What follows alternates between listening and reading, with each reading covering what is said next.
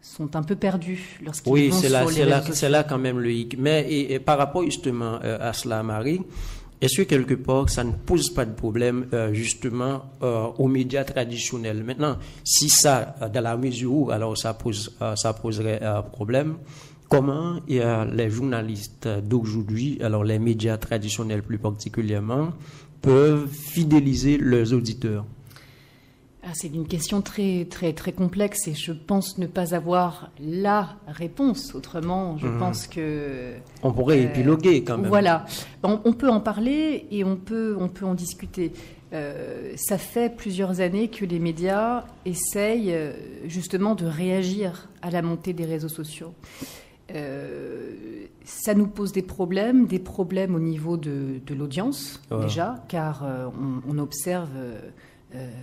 la disparition des jeunes publics, par exemple, qui vont préférer s'informer sur les réseaux plutôt que d'écouter la radio ou de lire un journal. Il faut réussir à les faire revenir. Alors comment essayer de les faire revenir ? D'abord, on a essayé de contre-attaquer en prenant des rumeurs ou des infox qui circulaient sur la toile, pour les vérifier et les contredire. Montrer que cette rumeur était bien une rumeur et pas une vraie information. Ouais. Vous avez remarqué que, en tout cas en France, je ne sais pas comment ça se passe ici, il y a eu beaucoup de journaux ou de radios qui ont créé des rubriques spéciales pour décoder, décrypter ces infox.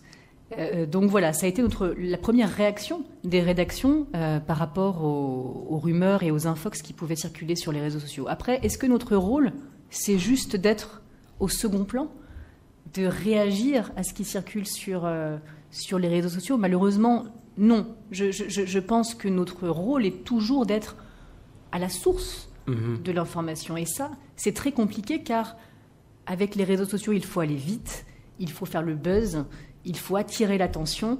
Et est-ce qu'on ne met pas de côté certaines informations plus importantes pour le citoyen, mais qui font moins vendre ?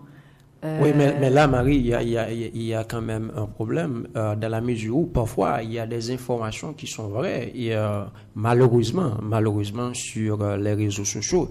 Est-ce que nous, en tant que journalistes, il faut pas voir une autre façon de présenter, je dirais, les informations maintenant ? Je pense qu'il faut réfléchir à ça, effectivement. On réfléchit, par exemple, sur RFI à de nouveaux formats d'information. Des nouvelles manières d'informer à travers les podcasts, à travers la manière le récit, un récit différent également. Mais je pense que c'est une question à laquelle nous n'avons pas encore totalement répondu. Et je pense qu'aucun média n'a encore totalement répondu à comment changer, comment se réinventer pour pouvoir vraiment trouver notre place à côté des réseaux sociaux. Mais je suis d'accord que, à mon sens, aujourd'hui, c'est la grande question pour ce métier, pour le journalisme.